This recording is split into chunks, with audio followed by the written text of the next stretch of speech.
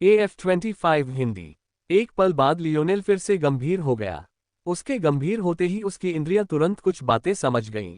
सबसे पहले 4 सवार युद्ध घोड़ों के छोटे से दल का नेतृत्व एक व्यक्ति कर रहा था, जिसके बाल सुनहरे थे और आंखें नीली थीं, जिनमें एक जटिल प्रकाश छिपा था।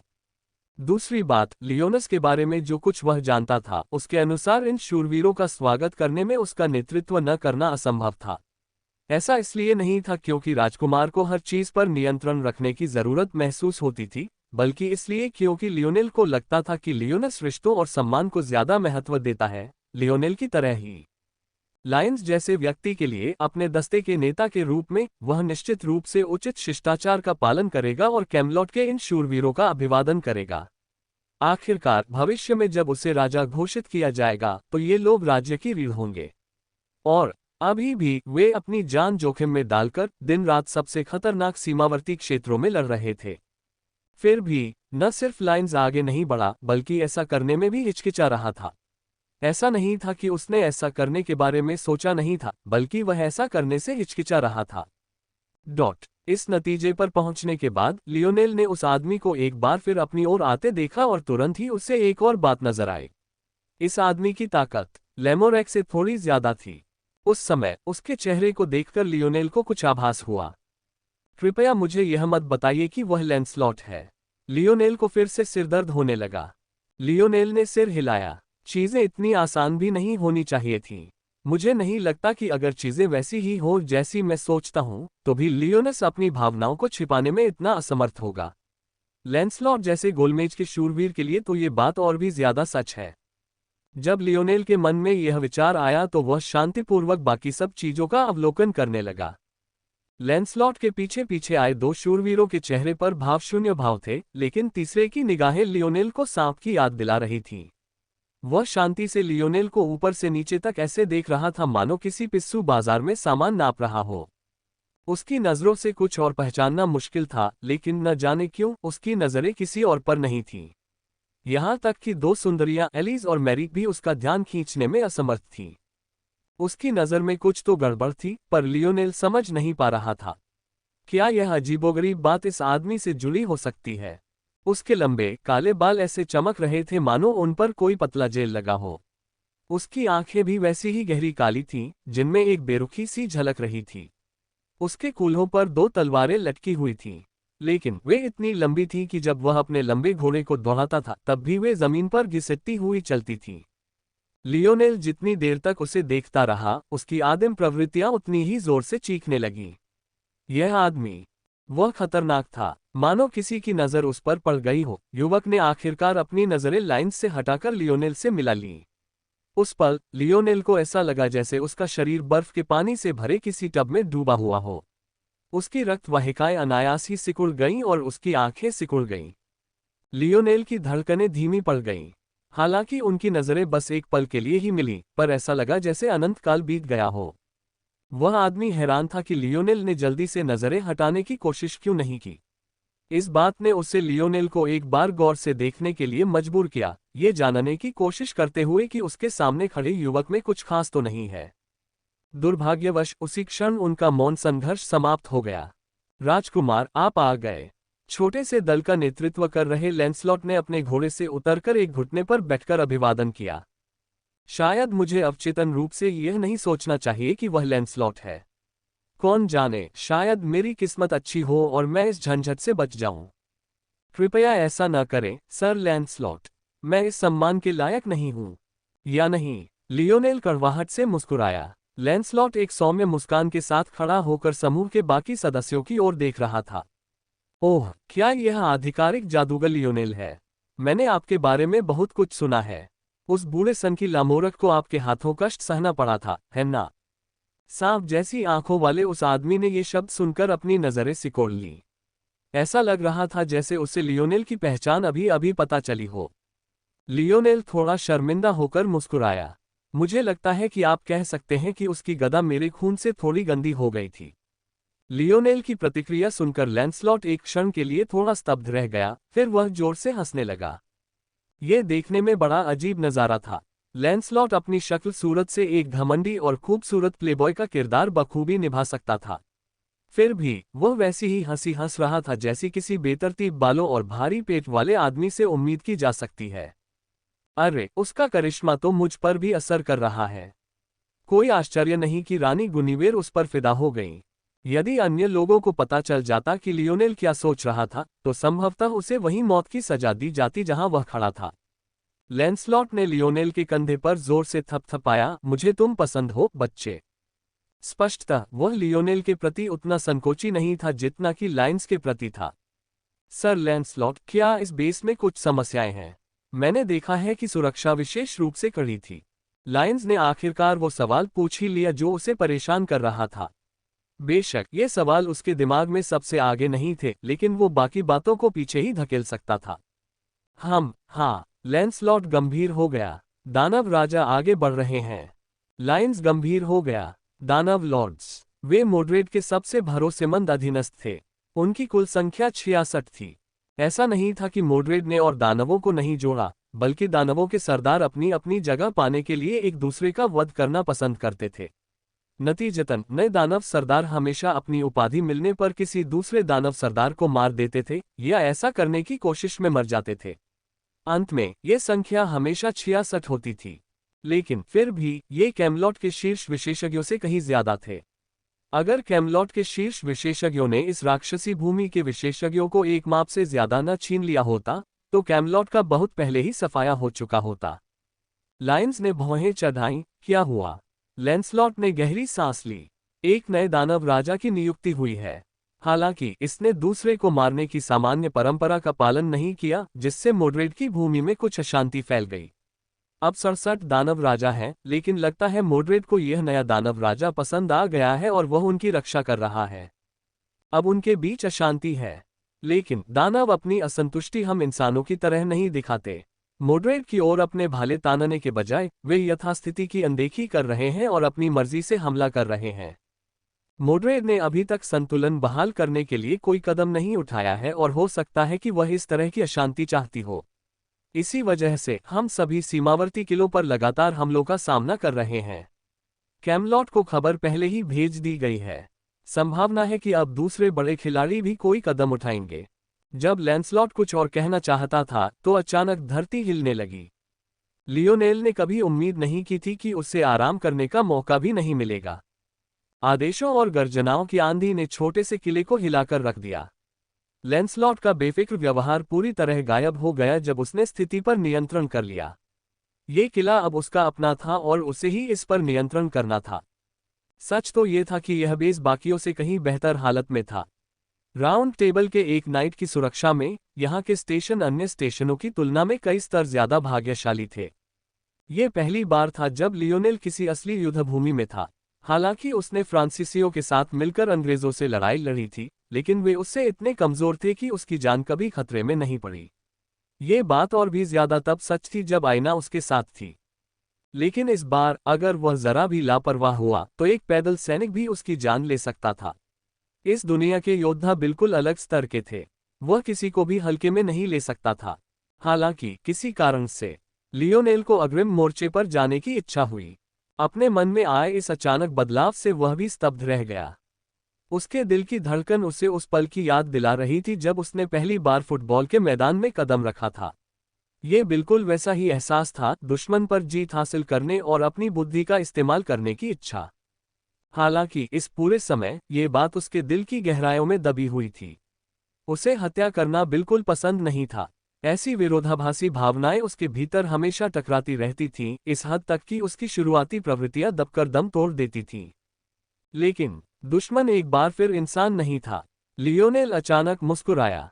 उसे प्रोजेक्ट हंट द्वीप के पशु राजाओं की ओर बढ़ते हुए याद आया। तब उसने अपने दिल की बेड़ियां थोड़ी ढीली महसूस की थीं। आखिरकार उस समय उसका दुश्मन जानवरों की एक सेना थी और अब उसका दुश्मन राक्षसों की एक सेना थी। लियोनेल किले की दीवारों पर खड़ा था। उसके पैरों के नीचे काली लकड़ी असाधारण रूप से चिकनी लग रही थी।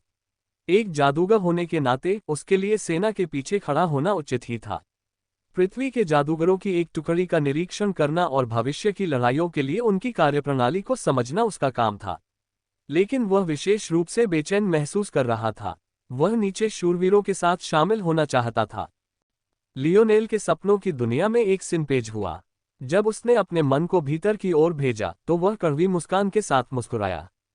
तो यह ऐसा है। उसके सपनों की दुनिया के आकाश में उसका स्वप्न लोक बसा था। उसके भीतर बिजली की चमक ने लामोरक के साथ उसकी लड़ाई की यादों को अचीविंग अ स्मूथ स्पिरिट नामक एक किताब से जोड़ दिया। ये 7वें स्तर की किताब थी जो लियोनेल को उस समय पढ़ने की अनुमति थी, उसकी सीमा पर थी। यह एक सिद्धांत था जो किसी व्यक्ति की मानसिकता और उसकी आत्मिक शक्ति के संबंध पर बात करता था। सच कहूं तो यह एक बेतुका सिद्धांत लग रहा था, शायद पृथ्वी की समग्र चिकित्सा जैसा।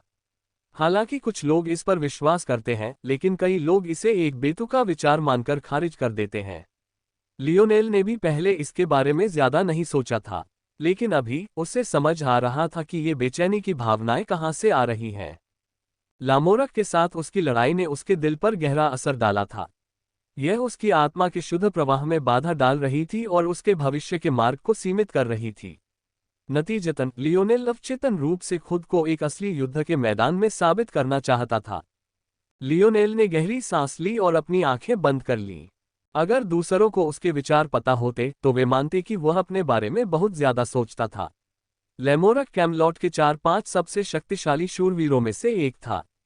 उसकी उम्र लियोनेल से 3-4 गुना ज्यादा थी, शायद उससे भी ज्यादा। ये सही ही था कि उसने लियोनेल को हरा दिया। क्या लियोनेल उसके दिल पर ऐसी छाया डालने के लायक भी था? लियोनेल का कहना था कि उनकी आत्मा के लिए ऐसी बाधा का अस्तित्व वास्तव में ये था कि उन्होंने अवचेतन रूप से स्वयं को लामोरक के समान स्तर पर या शायद उससे भी ऊंचे स्तर पर रखा था। अवचेतन रूप से कुछ करना ये दर्शाता था कि लियोनेल अपनी आत्मा की गहराई तक इस बात पर विश्वास करता था। वह दिखावा नहीं कर रहा था, यह उसकी हड्डियों में बसा एक विश्वास था।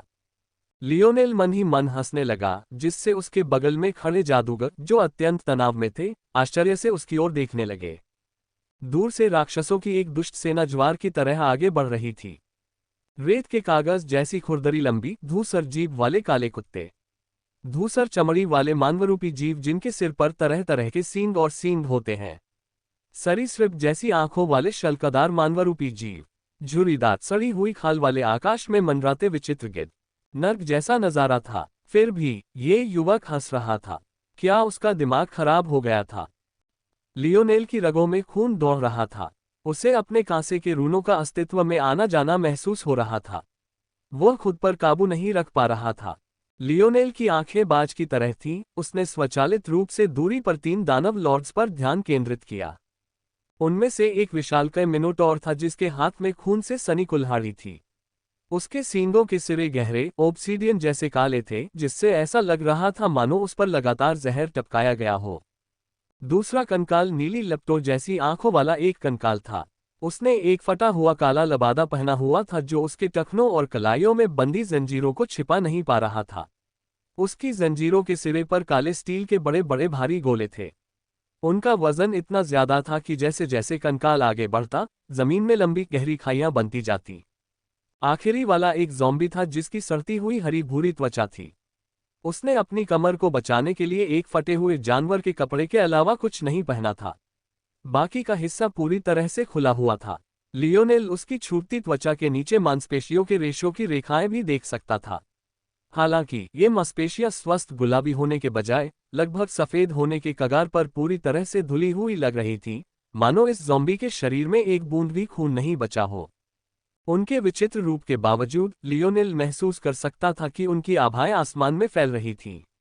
वे लैमोरेक या लैंसलॉट जितने शक्तिशाली तो नहीं थे, लेकिन अंतर भी बहुत ज्यादा नहीं था। लियोनेल जितना अधिक उनकी ओर देखता, उसका दिल उतनी ही अधिक धड़कता। आखिरकार उसकी धड़कन इतनी तेज हो गई कि आसपास खड़े लोग उसे सुन सकते थे। ऐसा लग रहा था मानो उसका दिल अब किसी भी पल सीने से उछलकर बाहर आ जाएगा। लियोनेल की आभा आसमान तक पहुंच गई, मानो अपने सामने मौजूद 3 दानव राजाओं से प्रतिस्पर्धा कर रही हो। वह ऊपर गड़गड़ाते काले बादलों में जा गिरी, यहां तक कि लगातार गिर रही बारिश को भी एक पल के लिए तितर बितर कर दिया। लियोनेल इसे महसूस कर सकता था। अगर वह अभी आगे नहीं बढ़ता तो उसका खून उल्टा दौड़ने लगता। यह एहसास, वह इसे और नहीं रोक सकता था। सैन्य कानून, उसे इसकी कोई परवाह नहीं थी। लियोनेल पर कई नजरें गड़ीं, कुछ मित्रवत थीं और कुछ दुश्मन सेना की। हालांकि उसकी नजर किसी पर नहीं थी। लियोनेल के पूरे शरीर में खून उमड़ पड़ा। वह घूमता और घूमता हुआ उसकी छाती में उतर गया। उसके फेफड़े फैल गए, एक शक्तिशाली गर्जना जो उसके भीतर से फूटने वाली हर चीज को डुबो देती प्रतीत हुई। लियोनेल की आंखों में एक तेज रोशनी चमक रही थी। जब रोशनी कम हुई तो उसकी आंखों में एक खूबसूरत बैंगनी रंग झलक रहा था, जिसमें हल्की सी लालिमा भी थी। तब वह किले की दीवारों से छलांग लगा दी। लियोनेल आसमान को चीरता हुआ हवा में 2 कदम चलते हुए कई सौ मीटर आगे उड़ गया। इससे पहले कि कोई कुछ समझ पाता, वह दोनों सेनाओं के बीच की नो मैंस लैंड में उतर चुका था। लियोनेल को जरा भी अंदाजा नहीं था कि उसके आसपास क्या हो रहा है। उसे कानों में दौड़ते खून के अलावा कुछ भी सुनाई नहीं दे रहा था। उसे अपने दिल की तेज धड़कन के अलावा कुछ भी महसूस नहीं हो रहा था। उसे अपने सामने दुश्मनों की अंतहीन कतार के अलावा कुछ भी दिखाई नहीं दे रहा था। दबाव के कारण उसके जादूगर के वस्त्र फट गए, जिससे उसका सुडौल धड़ प्रकट हुआ, जो चकाचौंध करने वाले कांस्य चिन्हों से स्पंदित था और एक सुंदर बैंगनी रंग बिखेर रहा था। लियोनेल की हथेली उलट गई और जैसे ही वह आगे बढ़ा, उसमें एक भाला दिखाई दिया। उगता हुआ स्तंभ। उसके पैरों के नीचे की धरती कांप उठी। लियोनेल के पैरों के नीचे एक कोन पर ऊपर उठ गई। एक उमड़ती हुई शक्ति के भावर ने लियोनेल को घेर लिया। जब उसने जादुई कला का निर्माण किया, अपने नीचे प्रकट हुए स्तंभ का उपयोग करते हुए, वह और भी तेज गति से आगे की ओर उड़ रहा था। पलक झपकते ही वह राक्षसों, दानवों और पिशाचों की पहली पंक्ति में पहुंच गया था। सेना की तुलना में वह एक तुच्छ चींटी जैसा लग रहा था। फिर भी वे दानव भी, जिन्हें डर या दर्द का एहसास नहीं था, अपनी छाती पर एक अटूट दबाव महसूस कर रहे थे। टकराना। लियोनेल के सामने की धरती ऊपर की ओर उठी, जिससे एक विशाल कील बन गई, जो राक्षस सेना के सामने जा गिरी। टक्कर स्थल से टूटे हुए शरीर टूटी पतंगों की तरह उड़ गए। उनकी अपवित्र लाशें लियोनेल के आगे बढ़ने के लिए एक खूनी रास्ता बना रही थीं। लियोनेल की तीखी बैंगनी लाल आंखें 2 ऐसी किरणों की तरह चमक उठी जिन्हें रोकना नामुमकिन था। वह इस वीरान जमीन का इकलौता उजाला बन गया। उसके सिर के ऊपर कांस्य बैंगनी रोशनी का एक प्रभामंडल लटक रहा था। Grand gravity warp. लियोनेल के पैरों तले की जमीन कई इंच नीचे धंस गई। आसमान से एक अदृश्य भार उतरा, जिसने उसके आसपास के दसियों मीटर के दायरे में मौजूद हर राक्षस के शरीर को कुचल दिया। लियोनेल ने सेना पर गोली चलाई। उसके भाले से तेज हवा के सांप निकलते हुए निकल रहे थे। दूरी पर कैमलॉट की सेना के लोगों ने अंततः जो कुछ देखा, उस पर प्रतिक्रिया व्यक्त की। स्माइलिंग फेस कैजुअल डेड बस एक क्लिक दूर है। लायंस के चेहरे के भाव कई बार बदले। उद्धरण ... यह पागल आदमी। राजकुमार, क्या तुम वही देख रहे हो जो मैं देख रहा हूं? एक लाइट मैगस होने के नाते लियोनस के पास लियोनेल की तरह जादूगरों का कोई दस्ता नहीं था। उसका काम युद्ध के मैदान में उन जगहों पर जाना था जहां उसकी जरूरत थी। नतीजतन उसकी अपनी एक सुरक्षा टुकड़ी थी और वह लियोनेल से अलग हो गया था। उस पल मैरी लियोनेल को देखकर अवाक रह गई। सबको लगा कि लियोनेल पागल हो गया है। पहली बार युद्ध के मैदान में कदम रखते ही उन्होंने कई अजीबोगरीब प्रतिक्रियाएं देखी थीं। कुछ को उल्टी आ गई, कुछ डर के मारे सिमट गए, कुछ अपने अंगों को कांपने से नहीं रोक पाए और कुछ ने तो युद्ध को पूरी तरह से छोड़ने की कोशिश भी की। लेकिन सीधे युद्ध में कूद पड़ना, ऐसा पहली बार था जब उन्होंने ऐसा देखा था। लैंसलॉट स्तब्ध भाव से अपने युद्ध के घोड़े पर बैठ गया। अपनी इतनी उम्र में उसने भी पहली बार ऐसा कुछ देखा था। सच तो ये था कि लियोनेल की ऐसी हरकतें सैन्य कानून के तहत सजा देने के लिए काफी थीं, शायद मौत की सजा भी।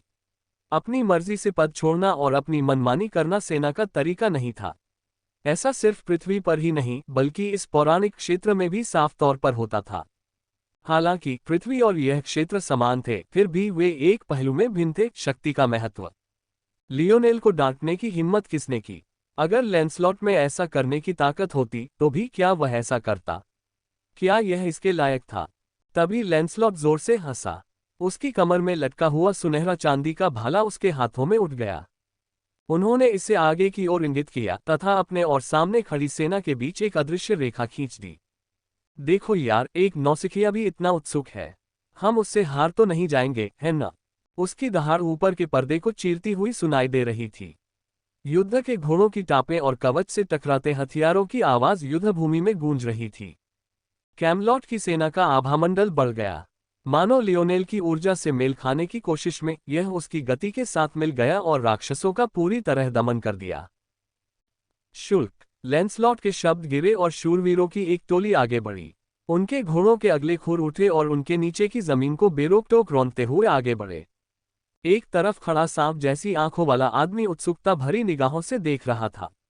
उसने लियोनेल की पीठ की तरफ ऐसे देखा जैसे वो उसके ठीक सामने हो।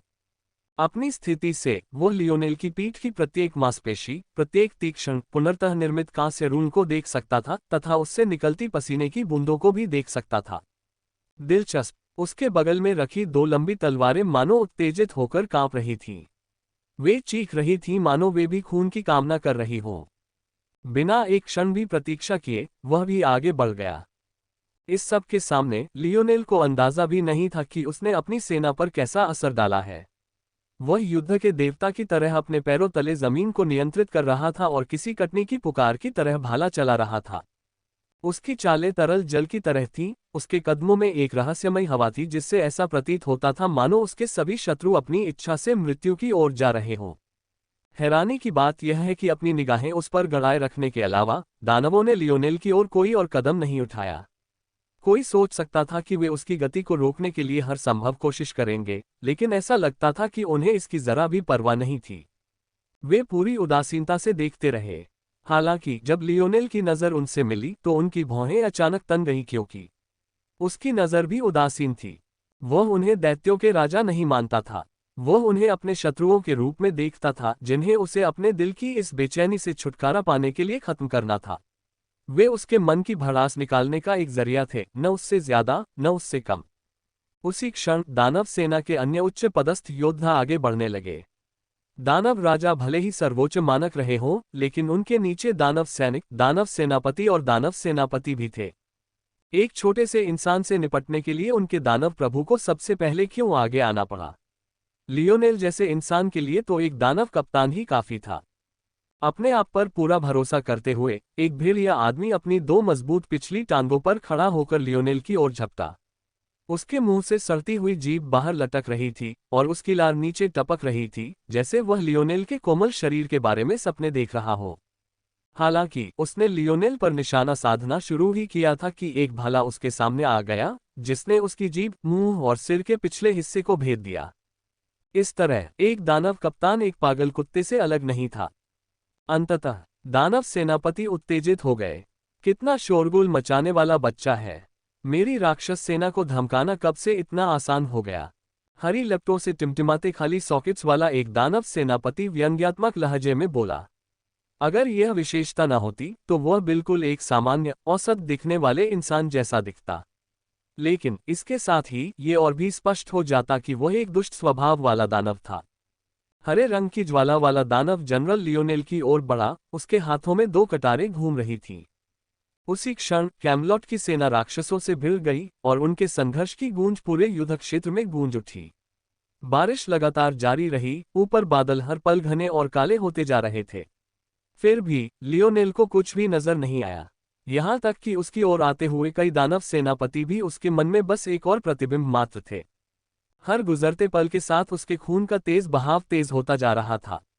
उसकी त्वचा लाल हो रही थी, जिससे ठंडे वातावरण में उसके शरीर से हल्की भाप उठ रही थी। मरना। लियोनेल की गर्दन पर दो तलवारें आर पार कर दी गईं, जो एक ही समय में दो दिशाओं से उसके सिर को कंधों से अलग करने का प्रयास करती प्रतीत हो रही थीं। लियोनेल का मन असाधारण रूप से शांत था, मानो उसे एहसास ही न हो कि उसकी जान खतरे में है। हरे रंग की लौ वाले दानव जनरल ने लियोनेल की ओर ऐसे देखा जैसे वह कोई मरा हुआ आदमी हो और गहरी हंसी उड़ाए।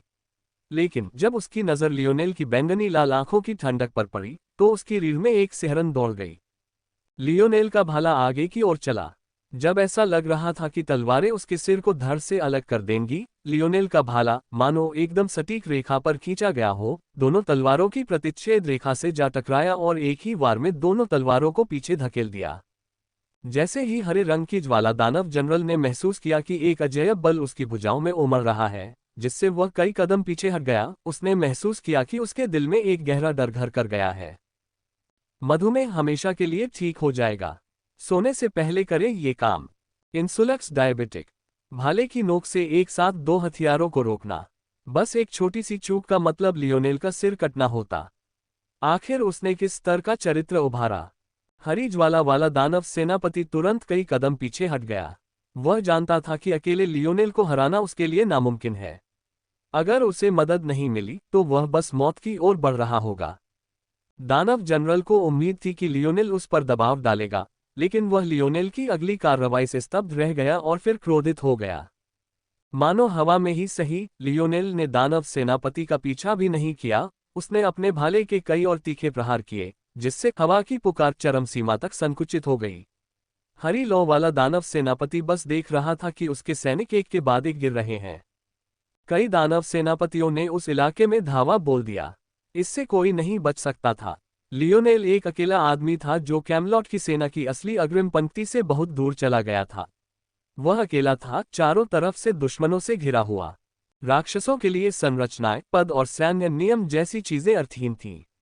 अगर उन्हें कोई ऐसा प्रतिद्वंद्वी दिखाई देता जिसे वे चाहते थे, तो सेना के एक छोर से दूसरे छोर पर जाना भी उनके लिए विवेक से परे नहीं था।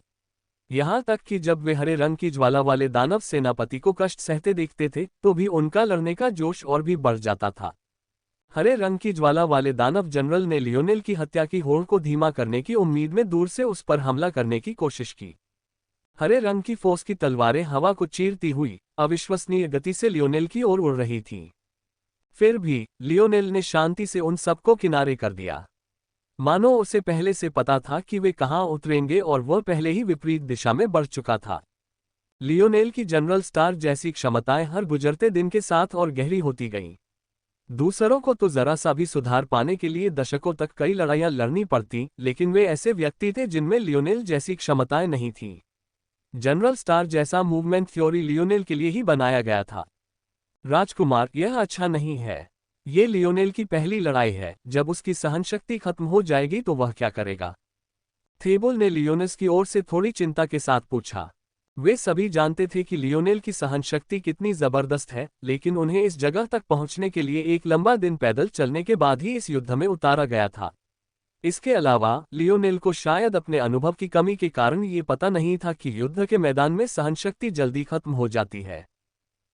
एड्रेनालाइन और घबराहट की वजह से इंसान बहुत ज्यादा तनाव में आ जाता था, जिससे उसे जरूरत से ज्यादा ताकत लगानी पड़ती थी।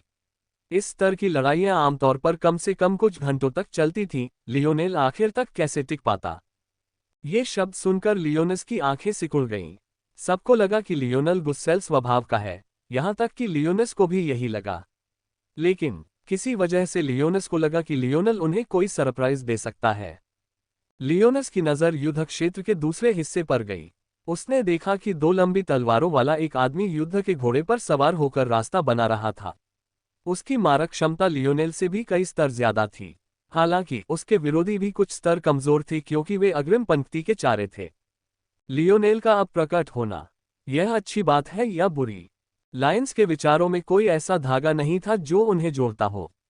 सांप जैसी आंखों वाले आदमी की ओर देखते हुए वह यही सोच रहा था, आखिर इसका क्या मतलब था? हालांकि अगर लियोनेल को ये सब पता भी होता तो भी इस वक्त उसे इसकी परवाह होने की संभावना कम ही थी। वो तो बस लड़ना चाहता था, अपनी रगों में बहते उबलते खून को शांत करना चाहता था। फिर 17 दानव जनरलों ने लियोनेल को घेर लिया है। एलिस लगभग चीख पड़ी। जब से उसे लियोनेल की असली पहचान का पता चला था, तब से वह उसके प्रति लगभग कट्टर हो गई थी। ये बात सामने आने के बाद भी कि लियोनेल असल में एक पृथ्वीवासी था, एलिस को एहसास हुआ कि इसके पीछे कोई राजनीतिक चाल थी। आखिरकार वह उस दिन वहां मौजूद थी, तो इस पूरे समय उसका ध्यान लियोनेल पर ही था, जबकि उसे लियोनेस के लिए एक स्काउट के रूप में काम करना था। जब उसने ऐसा कुछ देखा तो वह खुद को पीला पड़ने से नहीं रोक पाए। हालांकि उसे जरा भी अंदाजा नहीं था कि लियोनेल इसी का इंतजार कर रहा था। दानव जनरल कुलीन 7 स्टार से 8 स्टार तक के खतरे, इनमें से कई को एक साथ हराना कई गुना ज्यादा कारगर होगा। हरी ज्वाला वाला दानव सेनापति पहले ही इतना क्रोधित हो चुका था कि उसकी छाती फटने वाली थी। जब उसने देखा कि इतने सारे लोग लियोनेल की ओर उमड़ रहे हैं, तो उसे लगा कि अब बदला लेने का समय आ गया है। दानवों में से किसी के भी मन में एक दूसरे के प्रति अच्छी भावनाएं नहीं थीं। दानव सेनापतियों के लिए तो यह और भी ज्यादा था। जैसा कि कहा गया है, सिर्फ इसलिए कि हरे रंग की लौ दानव जनरल उन्हें पसंद नहीं करता था, इसका मतलब यह नहीं था कि वह लियोनेल को मारने के लिए उनका उपयोग करने के लिए तैयार नहीं था। हालांकि ये दूसरी बार था जब लियोनेल की नज़र दानव जनरल की हरी लपटों से टकराए। और एक बार फिर दानव जनरल की रीढ़ में एक ठंडी सिहरन दौड़ गई। लियोनेल ना मुस्कुराया, न ही उसने उपहास किया, उसकी आंखों में संतुष्टि की एक भी चमक नहीं थी। फिर भी दानव जनरलों को अब भी ऐसा लग रहा था जैसे वह ऊपर से उनकी ओर देख रहा हो। वे कुछ और नहीं बल्कि ऐसे कदम थे जिनसे वह अपने दिल की बेचैनी को बाहर निकाल सकता था। ग्रैंड मार्शलेंस, लियोनेल ने शांतिपूर्वक बात की, लेकिन जब ये शब्द बोले तो उसके शरीर में जो हवा का झोंका आया, उससे ऐसा लगा जैसे युद्ध के मैदान के बीच में चक्रवात बन रहा हो। दानव सेनापतियों को तुरंत एहसास हो गया कि कुछ गड़बड़ है, लेकिन तब तक बहुत देर हो चुकी थी। एक को छोड़कर, जिसके चमगादड़ जैसे पंख थे जिससे वह आसमान में उड़कर बच निकली, बाकी 16 फंस गए। युद्ध क्षेत्र की फटी हुई धूसर जमीन अचानक मुलायम कीचड़ भरी धरती में बदल गई। उनके शरीर टखनों तक धंस गए, जिससे उनकी गति कई स्तरों तक धीमी हो गई। फिर भी लियोनेल बिल्कुल अप्रभावित रहा। दानव सेनापतियों की तत्काल प्रतिक्रिया ये थी कि वे बल का प्रयोग करके दलदली भूमि पर वैसे ही चले जैसे पानी पर चलते हैं। यह एक आसान सा उपाय था जो उनके सामने था। युद्ध के अनुभवी योद्धा होने के नाते उन्होंने पहले भी अनगिनत बार अपनी जान जोखिम में डाली थी। ऐसी खतरनाक स्थिति में वे तुरंत प्रतिक्रिया क्यों नहीं दे सकते थे? हालांकि सपने तो बड़े अच्छे थे, लेकिन हकीकत बेरहम। ये देखने में तो एक सामान्य दलदली जमीन जैसा लग रहा होगा, लेकिन अगर इससे बच निकलना वाकई इतना आसान था, तो यह 1 स्टार मैगस आर्ट बनने के लायक कैसे हो सकता है? अरे, मैं बच नहीं सकता। फर से ढकी त्वचा और मुंह से बाहर निकले 2 बड़े बड़े कैनाइन दांतों वाला एक विशालकाय आदमी गुर्राया। उसका चौकोर चेहरा गुस्से से विकृत हो गया था। ये स्पष्ट था कि वह ज्यादा बुद्धिमान नहीं था, क्योंकि ये देखकर कि उसे अपने पैरों के तलवों तक बल जुटाने में परेशानी हो रही थी, उसने और अधिक बल का प्रयोग करने का ही उपाय निकाला। दानव सेनापतियों में से ज्यादा बुद्धिमान सेनापति निराशा से कांप उठे। अब उन्हें समझ आ गया था कि क्या हो रहा है। इस महादलित दलदली भूमि का एक गौण कार्य था, बल के लिए स्पंज की तरह काम करना। चाहे वे बल इकट्ठा करने की कितनी भी कोशिश करें, वह बेकार ही रहेगा। दरअसल अगर वे उस मूर्ख की तरह व्यवहार करते तो उनका भंडार और भी जल्दी खत्म हो जाता। इस समय तक दानव सेनापति अतुलनीय रूप से व्यथित महसूस कर रहे थे। इतने बड़े भीड़ नियंत्रण मंत्र को एक सामान्य पृथ्वी जादूगर को इस्तेमाल करने में कम से कम 10 सेकंड लगने चाहिए थे, भले ही वे इसे इस्तेमाल करने में बहुत कुशल हों। हालांकि लियोनेल को न केवल 3 सेकंड से भी कम समय लगा, बल्कि इसकी मारक क्षमता लगभग 50 मीटर थी, जो एक सामान्य जादूगर द्वारा किए जाने वाले मंत्र से आसानी से दोगुनी थी। लियोनेल ने इन दानव जनरलों की तरफ एक नजर भी नहीं डाली। उसने आसमान में चमगादड़ के पंखों वाली उस राक्षसी महिला की ओर देखा। उसकी बाईं हथेली पलटी तो एक लंबी नली वाली पिस्तौल दिखाई दी जिसमें एक हार्पून लगा हुआ था। टकराना। चमगादड़ जैसे पंखों वाली दानव सेनापति ने हवा में मुड़ने की कोशिश की, लेकिन नतीजा ये हुआ कि उसका पंख टूट गया। वह बस डर के मारे देखती रही, क्योंकि वह नीचे दलदली जमीन से टकरा गई। उसे अफसोस हुआ कि वह पहले ही पल उड़कर दूर क्यों नहीं जा सकी, लेकिन इस एहसास की कोई दवा नहीं थी। लियोनेल आगे बढ़ा और उग्र, चौकोर चेहरे वाले दानव जनरल के सामने प्रकट हुआ। लड़के, मैं तुम्हें कुचल कर रख दूंगा। दानव जनरल ने अपना डंडा अपने सिर के ऊपर उठाया और पहले से ही लियोनेल को खून के धुंध में तब्दील होते हुए देखने की कल्पना कर रहा था। लेकिन जैसे ही उसने ऐसा किया, उसे अचानक एहसास हुआ कि उसका सिर चकरा रहा है। उसे अचानक इतनी कमजोरी क्यों महसूस हुई? एक क्षण के ध्यान भटकने पर उसके गले में एक तेज दर्द उठा। उसने अविश्वास से नीचे देखा तो पाया कि लियोनेल का भाला उसके शरीर से बाहर निकाला जा रहा है। उसके भीतर से प्राण निकलते हुए भी उसे एहसास नहीं हुआ कि वह अपनी मूर्खता के कारण ही इतना कमजोर महसूस कर रहा था। लियोनेल पलक झपकते ही चमगादड़ पंखों वाले दानव जनरल के सामने प्रकट हो गई और एक पल के लिए भी अपने शिकार की प्रशंसा करने के लिए नहीं रुकी। जनरल अभी भी नम जमीन पर पड़ा था। हालांकि इससे उस पर असर कम हुआ था, लेकिन यही वजह थी कि वह बाकियों से भी ज्यादा फंसी हुई थी। उसे जमीन से अपना सिर उठाने का भी समय नहीं मिला था कि लियोनेल का भाला उसकी पीठ से होते हुए उसके दिल में घुस गया। लियोनेल युद्धभूमि में इधर उधर भटकता रहा। चाहे दानव सेनापति हो या उनके अधीनस्थ जो उसके भाले की जद में आ जाते, उसने कोई दया नहीं दिखाई। दौड़ना। दानव सेनापति अब और नहीं रुक सकते थे।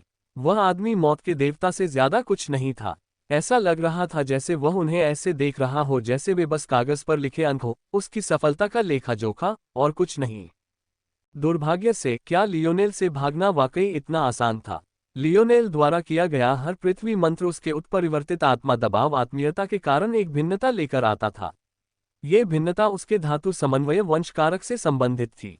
इसने स्वाभाविक रूप से धातुओं को उसकी सभी जादूगरी कलाओं में समाहित कर दिया था। ग्रैंड मार्शल लेंस या मडपिट जैसी क्षमताओं के लिए ये क्षमता बहुत उपयोगी नहीं थी। हालांकि जब रक्षा और पृथ्वी जादूगर कलाओं पर आक्रमण की बात आती है तो लियोनेल की क्षमता बिना किसी अतिशयोक्ति के सामान्य कलाकारों की तुलना में दोगुनी कही जा सकती है। एक और मंत्र था जिसे भी बढ़ावा मिला, और वो था हॉर्डन। दलदली जमीन अचानक फिर से ठोस जमीन में बदल गई। लियोनेल के चारों ओर तेज हवाओं का एक जोरदार झोंका आया। हॉर्डन का इतने बड़े पैमाने पर इस्तेमाल करना मडपिट पर पहले इस्तेमाल किए गए इस्तेमाल से बिल्कुल अलग था। हालांकि लियोनेल को ऐसा नहीं लगा कि कोई खास फर्क पड़ा है। अब तक अपने संघर्ष में दानव सेनापति और अन्य दानव पिंडलियों तक डूब चुके थे, और अब उन्होंने अचानक खुद को पूरी तरह फंसा हुआ पाया। यह एक तरफा कत्लेआम था। लियोनेल 50 मीटर के दायरे में खून से लथपथ किसी लहराते पत्ते की तरह दौड़ा। वह जहां भी रुकता अचानक लाल रंग का एक फूल खिल जाता और एक और राक्षस की जान ले लेता। हरी लौ वाला दानव सेनापति भय से देखता रहा। वह 1 इंच भी हिल नहीं पा रहा था। अब भी उसे पता नहीं था कि लियोनेल कौन है। उसने सोचा था कि उनकी दानव सेना के पास कैमलॉट की सभी महान प्रतिभाओं की जानकारी है। तो ये लड़का आखिर कहां से आया? वह उनकी जिंदगी को खरपतवार की तरह समझता था। हरी लौ वाला डीमियन जनरल अपने किए सारे अत्याचारों की गिनती भूल चुका था, लेकिन लियोनेल के सामने न जाने क्यों वह खुद को एक मासूम बच्चे जैसा महसूस करता था जिसे दुनिया की समझ नहीं थी। दानव सेनापति के होठों पर एक कड़वी हंसी फूट पड़ी जब लियोनेल का भाला आखिरकार उसकी पहुंच में आ गया। कुछ ही देर में उसकी आंखों की हरी लपटें फीकी पड़ गईं और बुझ गईं। आखिरी नजारा जो उसने देखा वह था लियोनेल की भावहीन बैंगनी आंखें। वह निराश लग रहा था। लियोनेल ने अपना भाला दानव जनरल की खोपड़ी से निकाला। उसने उस खूबसूरत भाले को देखा तो उसे एहसास हुआ कि अब वह टूटकर बिखर चुका है। उसके लोहे के सिर पर कई जगह से टुकड़े हो गए थे और उसका लकड़ी का शरीर भी कई जगहों से टूटा हुआ था। आखिरकार यह एक आम हथियार ही था। इसे टियर 1 ब्लैक ग्रेड का खजाना भी नहीं माना जा सकता था।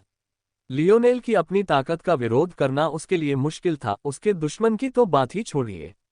अगर इसमें स्पीयर डोमेन का रिकवरी फीचर और लियोनेल के स्पीयर फोर्स द्वारा प्रदान किया गया सुरक्षा कवच न होता तो ये बहुत पहले ही टूट चुका होता। लियोनेल ने ऊपर देखा। उसने अपने आसपास के राक्षसों के चेहरे पर डर का भाव देखा। नहीं, ये थोड़ा गलत था। वे उसके आसपास नहीं थे क्योंकि उसके पूरे 50 मीटर के दायरे को पूरी तरह से खाली कर दिया गया था। लियोनेल वहां खड़ा था। उसके सिर के ऊपर बैंगनी कांसे का एक प्रभामंडल था और माथे पर एक मुकुट उकेरा हुआ था। उसके कांसे के बाल हवा में लहरा रहे थे। उसकी तीखी बैंगनी लाल आंखें मानो शून्य को चीर रही थीं। वह सिर से पांव तक हर रंग के खून से लथपथ था। ये बताना कठिन था कि असली राक्षस कौन था। युद्ध क्षेत्र में स्तब्धकारी सन्नाटा छा गया।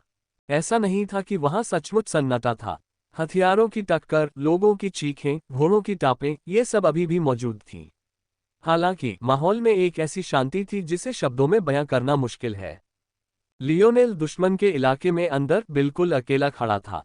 यह एक खतरनाक स्थिति होनी चाहिए थी। उसे अपनी जान बचाने के लिए खरोंचना और नोचना चाहिए था, लेकिन सच तो ये था कि वह बिल्कुल अकेला खड़ा था। उसके आसपास की जगह लाशों से अटी पड़ी थी। लियोनेल के फेफड़ों में एक गहरी सांस धंसी। उसने महसूस किया कि उसके फोर्स नोड्स धड़क रहे हैं। उसकी सहनशक्ति अकल्पनीय गति से वापस आ रही है।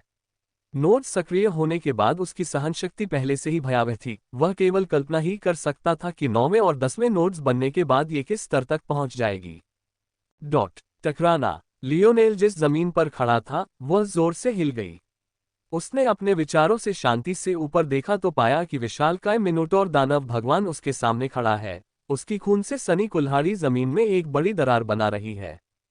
दूर से लैंसलॉट भौहें चढ़ा रहा था। वह अभी भी लियोनेल से कुछ ही दूरी पर था और इस बारे में वह कुछ नहीं कर सकता था। एक तो लियोनेल पहले ही आगे बढ़ गया था। दूसरे, लैंसलॉट लियोनेल जितना उन्मुक्त नहीं हो सकता था। उसके पास नेतृत्व करने के लिए एक सेना थी। अगर वह आजाद होकर अकेले आगे बढ़ता तो लियोनेल को पकड़ना नामुमकिन नहीं होता। हालांकि अब हालात ऐसे थे कि उसके लिए एक लियोनेल के लिए अपने आदमियों को छोड़ना नामुमकिन था। साथ ही वह अभी भी बहुत चिंतित था। लियोनेल एक महान प्रतिभा था, अगर वह यहाँ गिर गया तो कैमलॉट के लिए यह बहुत बड़ा झटका होगा। हालांकि लियोनेल ने दानव जनरलों को खरपतवार की तरह काट डाला था, लेकिन ये कहना होगा कि दानव लॉर्ड्स की औसत ताकत गोलमेज के शूरवीरों और कैमलॉट के मैगी से थोड़ी ही कम थी। यह उनकी औसत ताकत थी। उनमें से शीर्ष स्तर के लोग कैमलॉट के सर्वश्रेष्ठ लोगों से ज्यादा पीछे नहीं थे। दरअसल राजा आर्थर, राउंड टेबल के शीर्ष 3 शूरवीरों और पोप मार्ग्रेव को छोड़कर वे कैमलॉट के किसी भी अन्य योद्धा से ज्यादा ताकतवर थे। लैंसलॉट इस बार आए 3 दानव सरदारों को जानता था। हालांकि उनकी क्षमताएं इतनी बड़ा चढ़ाकर नहीं बताई गई थीं, फिर भी वे दानव सरदारों में सबसे बुरे भी नहीं थे। उन्हें दानव सेना के मध्य स्तर में गिना जा सकता था। ये गोलमेज के कुछ कमजोर जादूगरों और शूरवीरों जितना शक्तिशाली होने के लिए पर्याप्त था। लियोनेल के सामने जो मिनोटॉर उतरा वह दानव प्रभु गोर्गो था। दानव प्रभुओं में उसका स्थान 26वां था और उसकी शक्ति अद्भुत थी।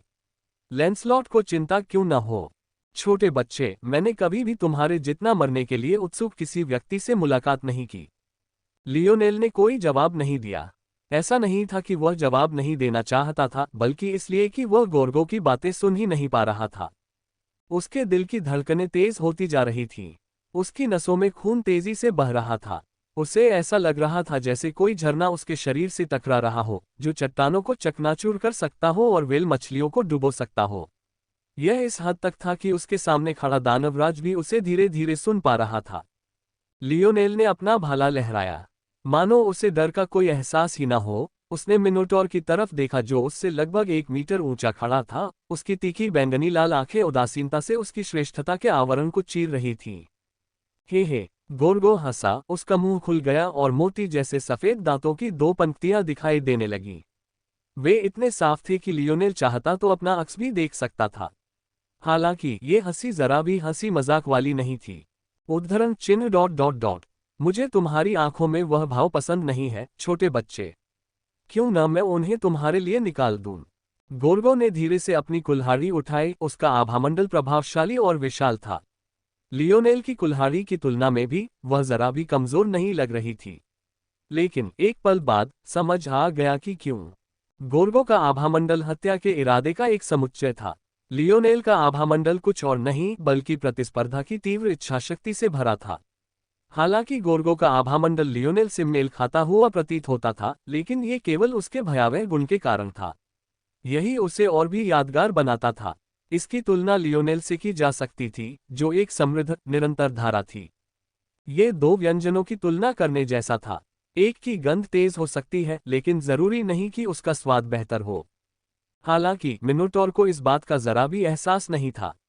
उसके मन में यही सही था। उसकी अपनी आभा इस बच्चे के आगे कैसे हार सकती थी। वह एक शक्तिशाली दानवराज था। लियोनेल जैसी चींटियां तो उसके ब्लेड के नीचे गिरने के लिए ही बनी थीं। उसी क्षण युद्ध का कुल्हाड़ा अपने चरम पर पहुंच गया। लियोनेल की आंखें सिकुड़ गईं और वह अपना एक पैर पीछे की ओर खींचकर स्थिर मुद्रा में आ गया। शू, खून से सनी कुल्हाड़ी नीचे गिरी। वह हवा को चीरती हुई चली गई और अपने पीछे हवा की एक सीटी जैसी धार छोड़ गई, जो लियोनेल को 2 टुकड़ों में फाड़ने की कोशिश कर रही थी। लियोनेल का दिल जोर से धड़क रहा था। उसके दिमाग में अनगिनत गणनाएं चल रही थीं।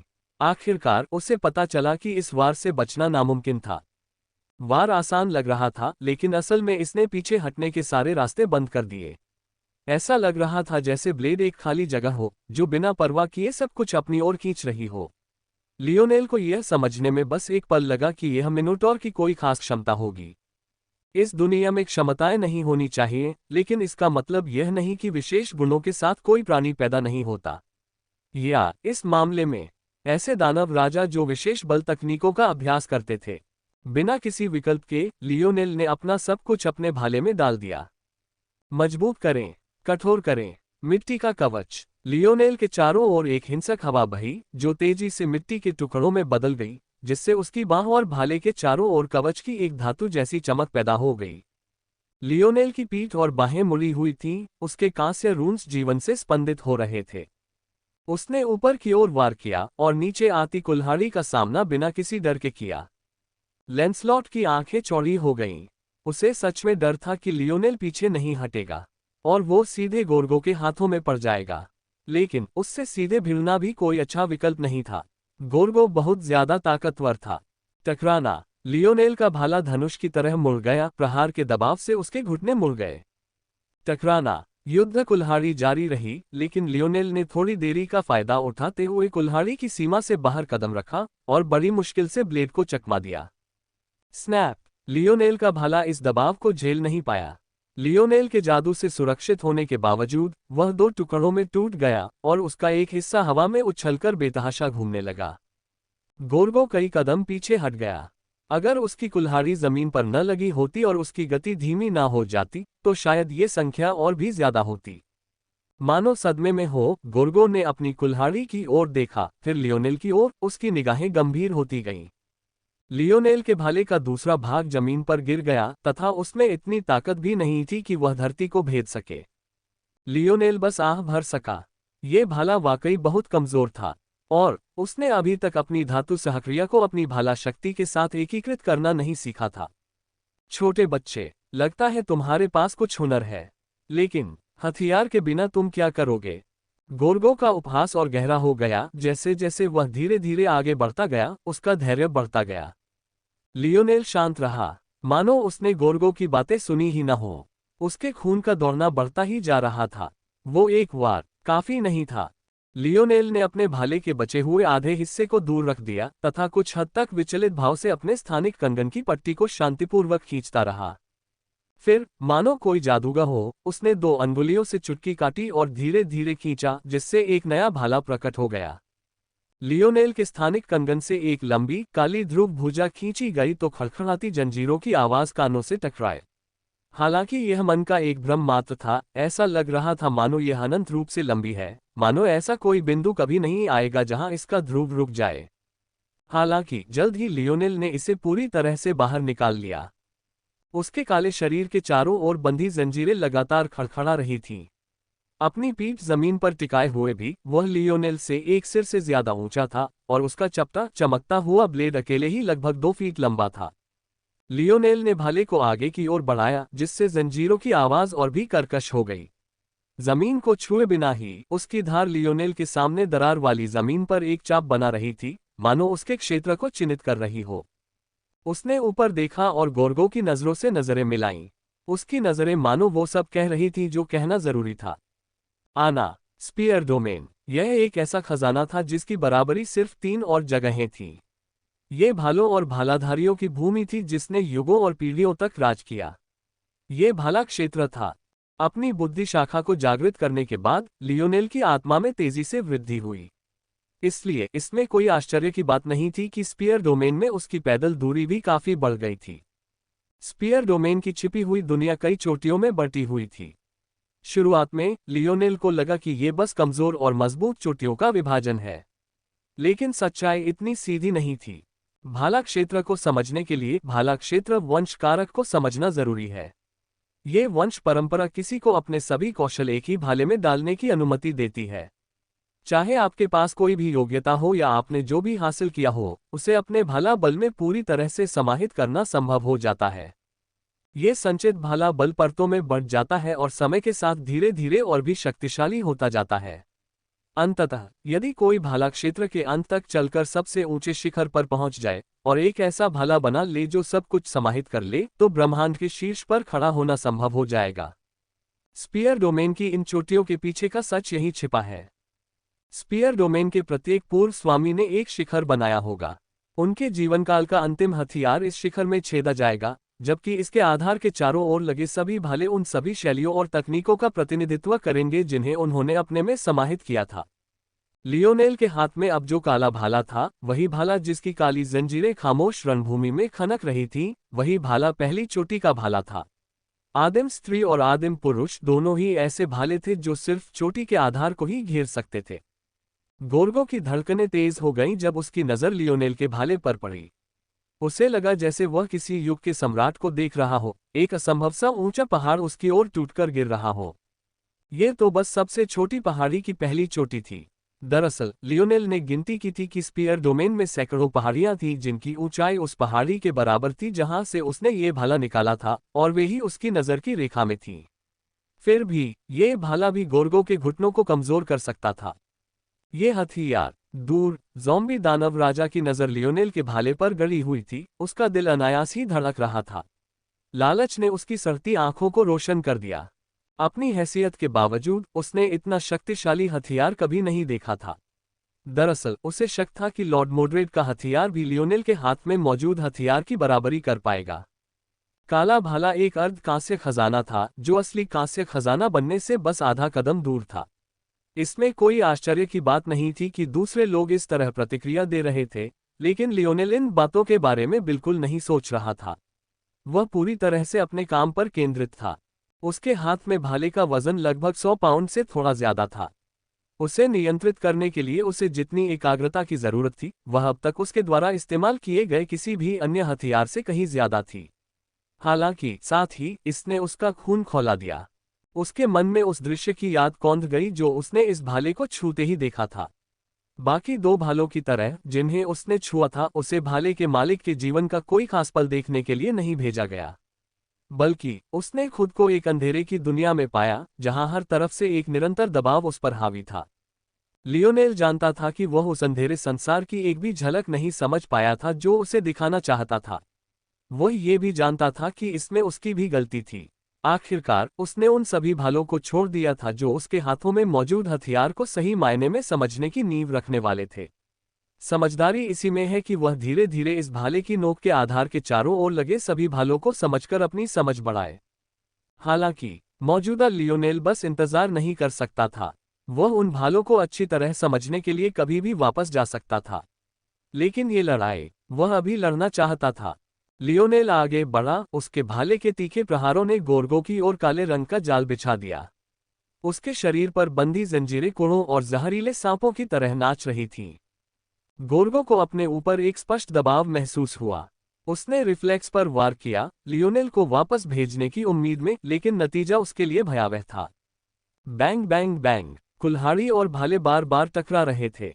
हर वार के साथ गोर्गो को अपनी बाहें सुन्न होती हुई महसूस हो रही थीं, मानो कोई हथौड़ा लगातार उसके शरीर पर वार कर रहा हो। उसके अंग कांप रहे थे, उसकी हड्डियां कांप रही थीं, यहां तक कि उसकी आंखों की रक्तवाहिकाएं भी फट रही थीं। वह अपनी ताकत खो रहा था। बस यही बात उसे आगे बढ़ने में मदद कर रही थी कि लियोनेल की हालत और भी खराब होनी चाहिए। आखिरकार वह एक इंसान था। उसके शरीर की तुलना एक शक्तिशाली दानव मिनोटॉर से कैसे की जा सकती थी? दुर्भाग्य से वास्तविकता क्रूर थी। पिछले कुछ हफ्तों में लियोनेल का शरीर पहले ही कमजोर तृतीय आयाम धातु के मानक तक पहुंच चुका था। उसके रून सक्रिय होने के कारण उसे नुकसान पहुंचाने की कोशिश करना किसी अपरिष्कृत अयस्क को काटने जैसा था। उसके धात्विक शरीर को परिष्कृत करने का पहला चरण आयामों द्वारा विभाजित था। तीसरे आयाम में स्तरों को कमजोर, मानक, मजबूत, श्रेष्ठ और उत्तम में विभाजित किया गया था। केवल 8वां द्वार खोलकर ही कोई श्रेष्ठ स्थिति तक पहुंच सकता था और केवल 9वां द्वार खोलने वाले ही पूर्णता तक पहुंच सकते थे। हालांकि सबसे कमजोर स्थिति भी प्रतिद्वंद्वी को पागल करने के लिए पर्याप्त थी। गोर्गो का शरीर मानो किसी भी पल टूट सकता था। लियोनेल को बस हल्का सा सुन्नपन महसूस हुआ। उसके शरीर के सिर्फ कमजोर हिस्सों जैसे उसकी कलाई और टखनों में ही असली तकलीफ महसूस हुई। लियोनेल की वर्तमान स्थिति में उसके काले भाले जैसे भारी हथियार को चलाना इससे बेहतर अनुभव नहीं हो सकता था। गोर्गो पीछे हट गया, उसकी शून्य शक्ति पूरी तरह से निष्क्रिय हो गई। आमतौर पर दूसरे लोग उससे भागने की कोशिश करते, इसलिए उसकी चूषण तकनीक सबके लिए मौत की सजा थी। फिर भी अब यह उसके लिए नुकसानदेह ही था। अपने हाथ में कुल्हाड़ी के टुकड़े और चटकते हुए देखकर उसका दिल बैठ गया। क्या उनके हथियारों में वाकई इतना बड़ा अंतर था? उसे लग रहा था कि बस कुछ और वारों में, इतने दशकों से उसका साथ देने वाला साथी यही खत्म हो जाएगा। धिक्कार है, गोर्गो मन ही मन चिल्लाया। वह इतना बदकिस्मत कैसे हो गया कि उसे इतना असामान्य सा बच्चा मिल गया। यहां तक कि उसके हाथ में जो हथियार था वह भी उसके अपने हथियार से भारी था। अचानक लियोनेल के भाले की नोक हिल गई और उसकी सतह पर एक हल्की रोशनी फैल गई। गोर्गो के चेहरे के भाव बदल गए। उसने तुरंत प्रतिक्रिया करते हुए अपनी छाती बचाने के लिए कुल्हाड़ी का इस्तेमाल किया। PCHU track. गोर्गो का दिल एक दर्द से कांप उठा। उसने देखा कि लियोनेल का भाला उसकी कुल्हाड़ी में धंस गया। हालांकि वह पूरी तरह से आर पार नहीं हुआ, लेकिन ऐसी दरार का मतलब हथियार का अंत होता है। चारों ओर की सेनाओं की स्तब्ध निगाहों के सामने गोर्गो तेजी से पीछे हट गया। दूसरों को शायद पता न हो, लेकिन आज के बाद उन्हें जरूर पता चल जाएगा। लियोनेल की लामोरक से इतनी बुरी हार सिर्फ उसकी मजबूत फोर्स की वजह से नहीं थी, बल्कि इसलिए भी थी क्योंकि उसका हथियार ग्रैंड नाइट के हथियार के सामने कुछ खास नहीं था। हालांकि अगर लियोनेल के पास उस समय ये भाला होता तो वह हार जाता, लेकिन इतनी जल्दी नहीं। और अब जब उसने अपनी शक्ति को ठोस रूप देना शुरू कर दिया था और उसके हाथ में ऐसा हथियार था, तो उसका अपने सामने खड़े दानवराज से हारने का कोई इरादा नहीं था। लड़के, मैं तुम्हारे साथ पूरी ताकत से चलूंगा। गोर्गो के चारों ओर एक घनी काली शक्ति फूट पड़ी। ऐसा लगा जैसे उसका शरीर एक ब्लैक होल का केंद्र बन गया हो, जिससे सब कुछ उसकी ओर उमड़ पड़ा। हवा बेतहाशा तेजी से बह रही थी। अगर लियोनेल के हाथ में इतना भारी भाला न होता तो शायद वह भी मिनोटॉर दानव भगवान की ओर उड़ जाता। लियोनेल की आंखें चमक उठीं। ये दुनिया की कोई शूरवीर तकनीक होगी। लियोनेल सिर्फ एक इंसान था। अपनी क्षमता से वह अपने दिमाग को विभाजित करके एक साथ कई चीजों का अध्ययन कर सकता था, लेकिन फिर भी उसके पास सिर्फ एक शरीर था। वह एक साथ सिर्फ कुछ ही काम कर सकता था। सच कहूं तो वह पहले से ही भाग्यशाली था कि उसने अपने हाथ में मौजूद भाले की पहचान पाने के लिए कुछ समय निकाला था। उसे अभी भी याद था कि उसकी मौजूदगी में उसकी आत्मा कैसे टूट रही थी। हालांकि उसकी क्षमता ने उसे चाहे कितना भी लाभ पहुंचाया हो, वह हर चीज में महारत हासिल नहीं कर सका। अब तक उसने जादूगर अकादमी द्वारा जादूगरी कलाओं के संदर्भ में दी जाने वाली सभी क्षमताओं में महारत हासिल कर ली थी, लेकिन उसके पास अभी भी शूरवीरों के मार्ग का अध्ययन करने का समय नहीं था। गोर्गो को अपने सामने इस तरह विस्फोट करते देख इस दुनिया के सभी रहस्यों को उजागर करने की उसकी इच्छाशक्ति पुनः पुष्ट हो गई। लियोनेल के बचे हुए वस्त्र हवा में लहरा रहे थे। दबाव के कारण उसकी बाहों में हल्का दर्द हो रहा था। ये गोर्गो के प्रहारों की वजह से नहीं था, बल्कि इसलिए था क्योंकि उसे इतने भारी हथियार चलाने की आदत नहीं थी। मौजूदा लियोनेल के लिए 100 पाउंड वजन उठाना कोई समस्या नहीं थी। दरअसल एक औसत पुरुष के लिए भी यह आसान था। हालांकि वजन उठाना और इतने भारी हथियार का इस्तेमाल करना दो बिल्कुल अलग अलग बातें थीं। टकराना। गोर्गो का कवच टूटकर कई टुकड़ों में बिखर गया, किसी ग्रेनेड के छर्रे की तरह हर दिशा में घूमता हुआ। उसकी उभरी हुई मांसपेशियां उसकी ओर उमड़ती ऊर्जा के प्रवाह के नीचे फड़कने लगीं और उसकी त्वचा पर रक्त की धमनियां लाल सांपों की तरह दौड़ने लगीं। उसने अपनी कुल्हाड़ी हवा में उठाई, लेकिन उसका निशाना लियोनेल बिल्कुल नहीं था, बल्कि उसने कुल्हाड़ी के ब्लेड को अपने घुटने पर पटक दिया, जिससे ब्लेड लियोनेल द्वारा पहुंचाए गए नुकसान की रेखा के साथ चकनाचूर हो गया। परिणामस्वरूप जो हथियार बना वह अविश्वसनीय रूप से भयावह था।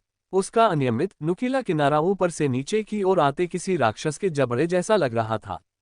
शू। कुल्हाड़ी नीचे उतरते समय अपने रास्ते में कटी हुई हवा के निशान छोड़ रही थी।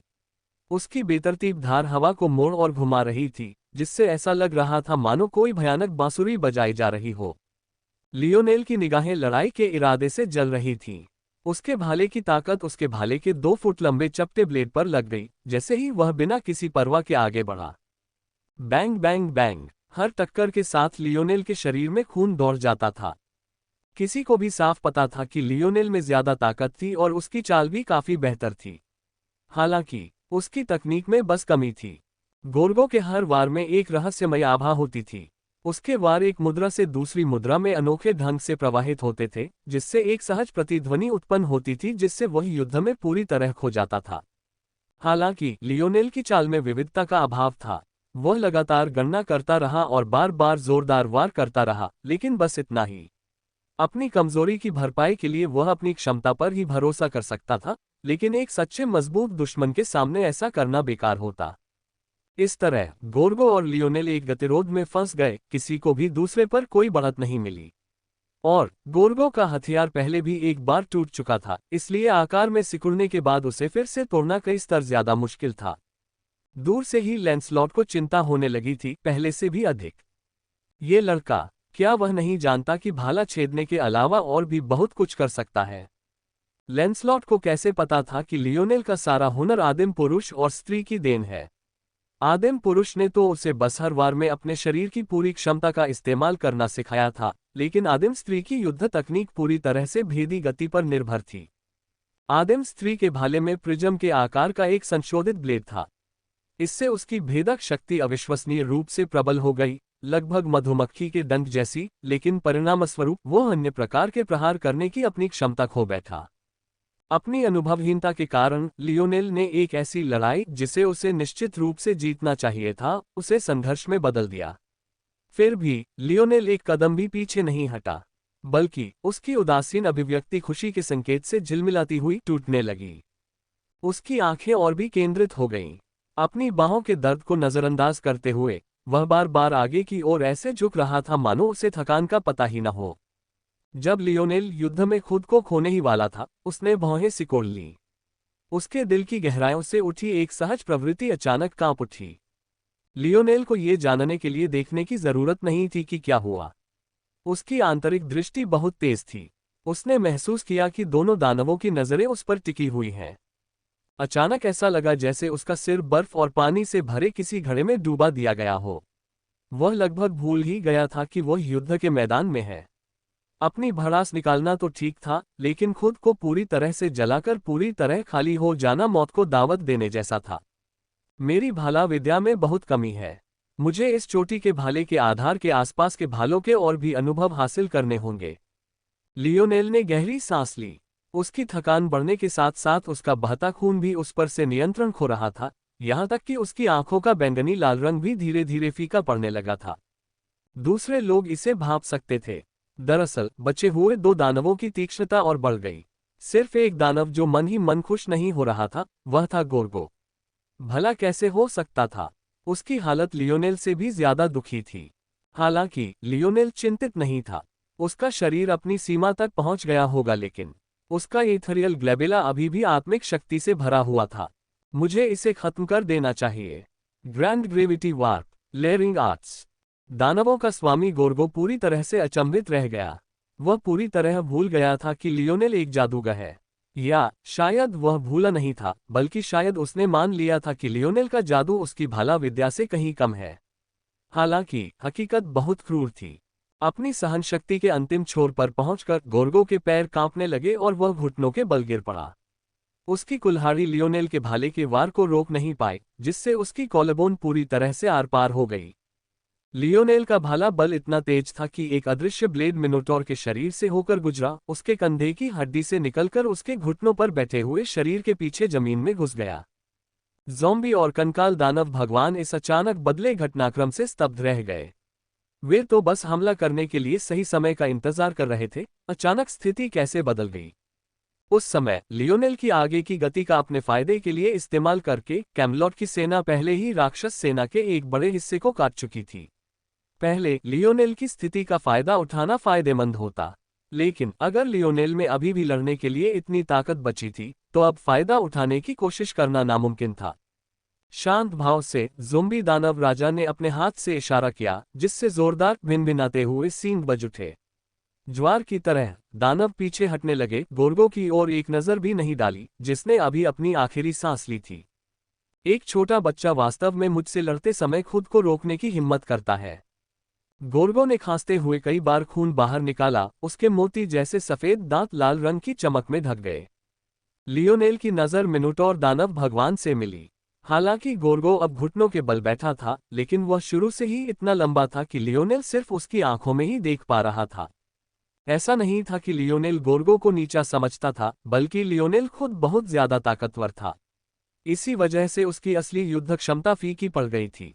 जादूगर अकादमी में अपनी पढ़ाई के दौरान लियोनेल ने बहुत कुछ सीखा था। उसका स्वप्नलोक जादूगरों की सभी प्रकार की पाठ्यपुस्तकों और पुस्तिकाओं से भरा पड़ा था। लेकिन अगर वह उन्हें समूहों में बांट दे और बताए कि किसमें सबसे ज्यादा सिद्धांत लिखे गए हैं, तो उसके मन में कोई संदेह नहीं था कि वह युद्ध बोध ही होगा। एक जादूगर के लिए आप कितने मंत्र जानते हैं और आपके मंत्र कितने शक्तिशाली हैं, इससे भी अधिक महत्वपूर्ण चीजें थीं। इससे ऊपर जो चीज थी वह थी समय, स्थिति और क्रियान्वयन। हर जादूगर कला को डालने में समय लगता था। जब कोई जादूगर कला अंततः डाली जाती थी, तो वह वातावरण को प्रभावित करती थी और अगली जादूगर कला के आसपास की स्थिति को बदल देती थी। और हर जादूगर कला को डालने में व्यक्ति के आत्मिक दबाव का एक बड़ा हिस्सा लगता था। अंततः शूरवीरों और जादूगरों में जादूगर युद्ध की समझ और दक्षता को लेकर विशेष रूप से चिंतित रहते थे। अगर किसी जादूगर की युद्ध समझ कमजोर होती तो कमजोर जादूगर के लिए किसी मजबूत जादूगर को हराना बहुत संभव था। एक जादूगर किस प्रकार अपने आत्मिक दबाव को कम करता था, किस प्रकार वह युद्ध में मंत्र तैयार करता था, छोटे मंत्रों से लेकर लंबे मंत्रों तक, तथा यहाँ तक कि वह अपनी छड़ियों को किस कोण पर रखता था, ये सभी युद्ध की समझ के महत्वपूर्ण पहलू थे। इस एहसास ने लियोनेल के दिमाग में एक बात बैठा दी, वह अभी भी बहुत कमजोर था। इससे पहले उसे इस बात का एहसास नहीं था कि इस विचार ने उसके दिल पर कितनी गहरी पकड़ बना रखी है, जब तक कि उसे एहसास नहीं हुआ कि लामोरक से हुई क्षति ने उसे कितना प्रभावित किया है। लेकिन अब वह इससे ज्यादा स्पष्ट नहीं हो सकता था। मौजूदा लियोनेल के लिए अपनी जादूगरी और भाला चलाने की संयुक्त क्षमता के बल पर गोर्गो को हराना कोई मायने नहीं रखता था। आखिरी क्षणों में उसने इसका सहारा सिर्फ इसलिए लिया क्योंकि उसे लग रहा था कि अगर वह ऐसा करता रहा तो उसकी जान खतरे में पड़ जाएगी। शायद जिंदगी में पहली बार लियोनेल को अपनी कमजोरी का सामना करना पड़ा था। वह सोचे बिना नहीं रह सका कि अगर उसकी प्रतिभा कम होती तो उसका क्या होता। ऐसी बात ने उसके दिल में बहुत बेचैनी पैदा कर दी। यह एक ऐसी भावना थी जिसके साथ वह सामंजस्य बिठाना नहीं जानता था। स्माइलिंग फेस कैजुअल डेट बस एक क्लिक दूर है। आज ही साइन अप करें और अपने क्षेत्र की महिलाओं से मिलना शुरू करें। लियोनेल का भाला गोर्गो के कॉलरबोन से निकलकर फिर से लगा। इस बार उसने उसके दिल को चीर दिया। जैसे जैसे गोर्गो का जीवन लुप्त होता गया, लियोनेल की प्रज्वलित आभा भी लुप्त होती गई। उसके रून फीके पड़ गए और उसकी त्वचा में धंस गए और उसकी बैंगनी लाल आंखें धीरे धीरे अपने सामान्य हल्के हरे रंग में बदल गईं। लियोनेल पर थकान की एक लहर छा गई। उसकी सांसें तेज होती जा रही थीं। कमजोर अवस्था में पहुंचने के बाद वह अपने मेटल सिनर्जी लाइनेज फैक्टर के दुष्प्रभावों का बमुश्किल ही सामना कर पा रहा था। लेकिन उसका शरीर अभी भी भारी लग रहा था। बेशक ये भी कोई मदद नहीं कर रहा था कि उसका नया हथियार 100 पाउंड से ज्यादा भारी था। मेरी शक्ति और आत्मिक शक्ति अभी भी 70% से अधिक क्षमता पर है, फिर भी मेरा शरीर साथ नहीं दे सकता। लियोनेल ने भौहें चढ़ाईं। वह खुद को एक बेजान मुर्गे की तरह महसूस कर रहा था। उसके दिमाग में हमेशा ऐसे मुद्दे आते रहते थे जिन पर वह काम कर सकता था, लेकिन उसके पास कभी भी किसी का भी कोई सटीक समाधान नहीं होता था। उसे और ज्ञान की जरूरत थी। मैज अकादमी के पास शरीर से संबंधित मामलों पर सीमित मात्रा में जानकारी थी, लेकिन नाइट अकादमी अलग होनी चाहिए। लियोनेल ने मुड़कर घोड़ों के एक समूह की टापों की आवाज सुनी। सबसे पहले उसने लैंसलॉट का कठोर चेहरा देखा, जिसके हाथ में युद्ध में खून से सना एक भाला था। लियोनेल कुछ कड़वाहट से मुस्कुराया। उसे युद्ध का ज्यादा अनुभव नहीं था, लेकिन ये बात लगभग तय थी कि युद्ध के मैदान में नियम कानून बेहद जरूरी होते हैं। उसने पहले भी नतीजों की परवाह किए बिना काम किया था, लेकिन इसका मतलब यह नहीं था कि अब कोई नतीजा नहीं निकलेगा। हालांकि लियोनेल भी मूर्ख नहीं था। जादूगर एक विशेष परिस्थिति होती थी। आमतौर पर जादूगर जितना शक्तिशाली होता था, सेना के नियमों से उतना ही कम बंधा होता था। उदाहरण के लिए एक प्रकाश जादूगर के रूप में लियोनस युद्ध के मैदान में जहां भी उसकी जरूरत होती थी वहां जाता था। इसलिए लियोनेल को सजा की ज्यादा चिंता नहीं थी। बात बस इतनी थी कि वह एक शूरवीर की तरह लड़ता था, इसलिए देखने वालों के लिए यह भूलना आसान था कि वह एक जादूगर था। लैंसलॉट ने लियोनेल के शांत भाव देखे और उसके होंठ फड़कने से खुद को रोक नहीं पाया। ये लड़का कम से कम डरने का नाटक तो नहीं कर सकता था। हालांकि लैंसलॉट ने ये सोचा और लियोनेल को थोड़ा नुकसान पहुंचाने के तरीके भी सोचे, लेकिन जल्द ही उसे याद आया कि असल में उसके पास लियोनेल को सजा देने की कोई शक्ति नहीं है। इस भावना ने उसे पूरी तरह से दबा दिया। सच कहूं तो वह लियोनेल का शुक्रगुजार था। हालांकि उसे पूरा भरोसा था कि वे लड़ाई जीत ही लेंगे, पर यह इतना आसान तो नहीं होता। राक्षस मनुष्यों से अलग थे। उनके योद्धाओं की संख्या मनुष्यों की कुल जनसंख्या से कहीं ज्यादा थी, फिर भी वे कहीं ज्यादा योद्धा थे। नतीजतन वे हताहतों की परवाह नहीं करते थे और आमतौर पर लहरों में हमला करते थे, जिससे हफ्तों और महीनों तक उनकी सहनशक्ति कम होती रहती थी। इस वजह से राक्षसों का इंसानों के खिलाफ कुल मिलाकर हार का रिकॉर्ड रहा, लेकिन असल में हार तो इंसानों की ही हुई। इतने कम नुकसान के साथ जीतना और साथ ही एक दानव राजा को भी मार गिराना कैमलॉट के लिए बहुत फायदेमंद था। जैसे ही लैंसलॉट ये सोच रहा था कि लियोनेल से कैसे निपटा जाए, वह भी बहुत कमजोर और क्षमाशील न लगे, तभी एक स्काउट अचानक अग्रिम पंक्ति की ओर दौड़ा। सर लैंसलॉट, तत्काल समाचार। हम लैंसलॉट ने भौहें चढ़ाईं। उन्होंने अभी अभी कई घंटों की लड़ाई खत्म की है, अब क्या हो सकता है? बोलो। लैंसलॉट ने अंततः कहा। यह है। दूत ने लियोनेल की ओर देखा और झिझका। लैंसलॉट के आसपास के अन्य शूरवीर उसके सम्मानित रक्षक थे। कोई भी सेनापति अकेले युद्धभूमि में प्रवेश नहीं करता, उसके चारों ओर हमेशा मृत्यु रक्षक होते थे। इन मृत्यु रक्षकों की पहली प्राथमिकता सेनापति की सुरक्षा सुनिश्चित करना था। कहने का तात्पर्य ये था कि ऐसे भरोसेमंद अधीनस्थों के लिए ये संदेश सुनना तो ठीक था, लेकिन लियोनेल एक अनजान व्यक्ति था। स्काउट की हिचकिचाहट ये दर्शा रही थी कि संदेश कितना महत्वपूर्ण था। ठीक है, बोलो। स्काउट ने गहरी सांस ली। मैं यहां से ठीक उत्तर पश्चिम में स्थित -15 छोटे बैरक से आया हूं। हम पर राक्षसों का कब्जा हो गया है और हम मदद मांग रहे हैं। लैंसलॉट ने भौहें चढ़ाईं। Sir Lancelot, sir Lancelot. पहले स्काउट से प्राप्त सूचना अभी पूरी तरह से स्थापित भी नहीं हुई थी कि अचानक एक और संदेशवाहक युद्धभूमि में आ पहुंचा। गोल मेज के शूरवीर को अचानक एक बुरा पूर्वाभास हुआ। सीमा क्षेत्र में किलों को छोटे और बड़े बैरकों में विभाजित किया गया था। कुल 99 छोटे बैरक और 9 बड़े बैरक थे। सभी छोटे बैरकों का नेतृत्व 3 सितारा ग्रैंड नाइट्स करते थे, जबकि सभी बड़े बैरकों का नेतृत्व राउंड टेबल के नाइट शिफ्ट में करते थे। इस तरह की व्यवस्था में जाहिर था कि हर बड़ी बैरक के अधीन 11 छोटी बैरकें थीं। हालांकि लैंसलॉट ने कभी नहीं सोचा होगा कि उसकी छोटी बैरकों में से 6 अचानक इस तरह मदद मांगने आएंगी। लैंसलॉट ने भौहें चढ़ाईं। उसने सोचा था कि दानव थोड़ा आसानी से पीछे हट गए। हालांकि लियोनेल उन पर बहुत दबाव डाल रहा था, ये भी स्पष्ट था कि लियोनेल अपनी सीमा के अंत तक पहुंच रहा था। इसके अलावा उन्होंने दानवों के एक सरदार को बहुत आसानी से मरने दिया। जब तक लैंसलॉट का दिल कांप उठा। अन्य लोगों को शायद ये पता न हो कि दानव लॉर्ड्स अपनी संख्या 66 पर क्यों रखने पर अड़े हुए थे, लेकिन लैंसलॉट को इसकी पूरी जानकारी थी। लियोनस ने लियोनेल को ये बात लापरवाही से समझाई थी, लेकिन ऐसी बात के पीछे कोई गहरा अंतर्निहित कारण क्यों नहीं हो सकता। सच तो ये था कि पोप मार्ग्रेव के योद्धाओं की तरह दानवों की अधिकांश शक्ति सीधे मॉडरेट से प्राप्त होती थी। जब उनकी संख्या 66 थी, तब इस साझा शक्ति का संतुलन उत्तम था। हालांकि जब एक अतिरिक्त दानव होता था, तो ये संतुलन बिगड़ जाता था। यह इतना आसान नहीं था कि पर्याप्त डार्कनेस इंटरनल स्ट्रेंथ न हो। मॉडरेट की शक्ति कल्पना से परे थी। अगर पोप के पास सैकड़ों पैलाडिन हो सकते थे, तो मॉडरेट के लिए सैकड़ों डेमन लॉर्ड्स होना कोई समस्या नहीं थी। समस्या डार्क इंटरनल स्ट्रेंथ के गुणों में थी, या यूं कहें कि मॉडरेट की डार्क इंटरनल स्ट्रेंथ के गुणों में। इस प्रकार की आंतरिक शक्ति असाधारण रूप से अस्थिर और नियंत्रित करने में कठिन थी। इसके अलावा इसका व्यक्ति के इथरियल ग्लेबेला और उसके विस्तार से उसकी आत्मिक शक्ति पर नकारात्मक प्रभाव पड़ता था। परिणामस्वरूप जब भी दानवों में असंतुलन होता, तो उनकी सामूहिक शक्ति में गिरावट आ जाती। ये सही था। इसी वजह से जब दानव भगवान गोर्गो लियोनेल से लड़ रहे थे, तब वह अपने चरम रूप से लगभग 10% कमजोर थे। तो फिर कोई पूछ सकता है, लैंसलॉट ने लियोनेल को गोर्गो को मारने की इजाजत क्यों दी? अगर यह असंतुलन जारी रहा तो क्या कैमलॉट को कोई फायदा नहीं होगा? इसका जवाब तो साफ था। अगर कैमलॉट इस असंतुलन को बनाए रखने के लिए दानवों को न मारने के लिए अपनी सीमा से बाहर निकल जाता, तो क्या फायदा होता? आज गोर्गो को पकड़कर कैद करना संभव हो सकता था, लेकिन क्या यह हमेशा इतना आसान होता? दानव मूर्ख नहीं थे, और चीजें इतनी सीधी भी नहीं थीं। एक तो मॉडरेट जब चाहे किसी भी दानव राजा की शक्तियों को नष्ट कर सकती थी।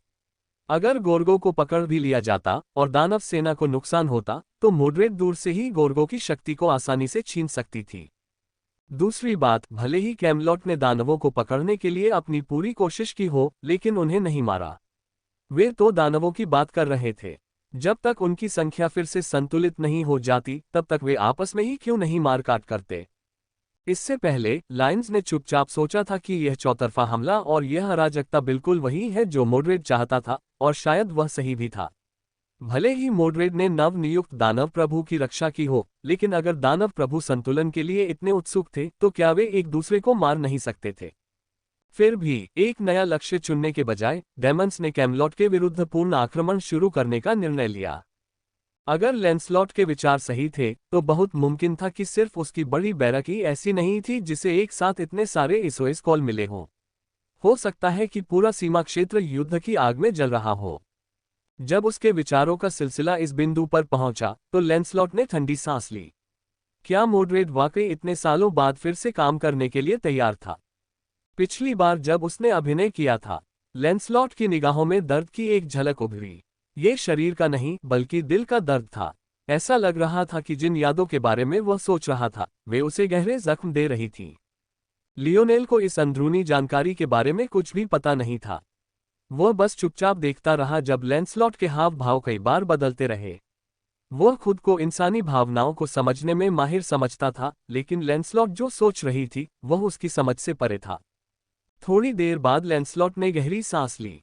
एलेक, पियर्स, ब्रान, अमाड, जेफ्रॉय, हेमंड, आप छोटे बैरकों की सहायता के लिए अपने सैनिकों का नेतृत्व करेंगे। लियोनेल की नजरें पियर्स पर टिकी रहीं। वह वही आदमी था जिसके घोड़े की कमर पर दो असाधारण लंबी तलवारें बंधी थीं। युद्ध के दौरान लियोनेल ने उस पर थोड़ा ध्यान दिया था। उसके कौशल को केवल भयावह ही कहा जा सकता है। शुरू में लियोनेल ने भी उसे राउंड टेबल के शूरवीरों में से एक समझा था, लेकिन उसके नाम से ही स्पष्ट था कि वह नहीं था। वह वास्तव में कौन है, लियोनेल को कुछ पता नहीं था। लैंसलॉट ने आदेश देना जारी रखा। उद्धरण चिन्ह ... आप स्काउट्स बाकी बचे छोटे बैरकों तक संदेश पहुंचाएंगे। उन सबको वापस यहीं बुला लीजिए। मुझे लग रहा है कि चीजें इतनी आसानी से खत्म नहीं होंगी। और कोई हमारे बीस्ट मैच को भी यहां बुलाए और उससे कह दे कि वह दूसरे बड़े बैरकों में कुछ बाज भेज दे। उन्हें मेरे फैसले के बारे में बता दे। लियोनेल के अनुसार एक बीस्ट मैच एक ऐसा मैच था जिसका कोई आत्मीयता नहीं थी। वे मूलतः एलिस की तरह ही एक मानसिक मैच थे, सिवाय इसके कि वे मानसिक हेरफेर जादू पर केंद्रित थे जो कम बुद्धि वाले जीवों पर काम करता था।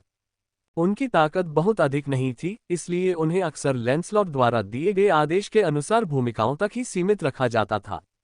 उद्धरण चिन्ह ... बाकी आप लोग आराम करें और युद्ध के लिए तैयार हो जाएं। हमारे सामने बचे हुए दो दुश्मन हैं, दानव भगवान डैगन और कोयोट। डैगन अपने रात्रिकालीन हमलों के लिए प्रसिद्ध है। ये समय अपनी चौकसी कम करने का नहीं है। लैंसलॉट के चेहरे पर एक भारी भाव उभर आया। दानव भगवान डैगन एक कंकाल दानव था जिसकी कलाइयों और टखनों पर कैदी स्टील की गेंदें बंधी हुई थीं। हालांकि गोर्गो को निचले 20 में स्थान दिया गया था, लेकिन वह शीर्ष 20 में पहुंच गया था। हालांकि दानवों का स्वामी कोयोट और भी रहस्यमय था। लैंसलॉट को डैगन की प्रवृत्तियों के बारे में तो कुछ जानकारी थी, लेकिन ज़ोंबी दानवों के स्वामी कोयोट के बारे में उसे कुछ भी नहीं पता था। चाहे उसकी ताकत हो या व्यक्तित्व, ये सब सिर्फ अनुमान ही थे। लैंसलॉट को लग रहा था कि वे इतनी आसानी से पीछे हट गए थे ताकि उसका ध्यान छोटी बैरकों की ओर बढ़ जाए। अब जबकि उनकी आधी सेना जा चुकी थी, अगली लड़ाई में उनकी स्थिति का अंदाजा लगाया जा सकता था। लियोनेल ने शुरू से अंत तक शांतिपूर्वक ये सब देखा। उसका मन शांत झील की तरह शांत था।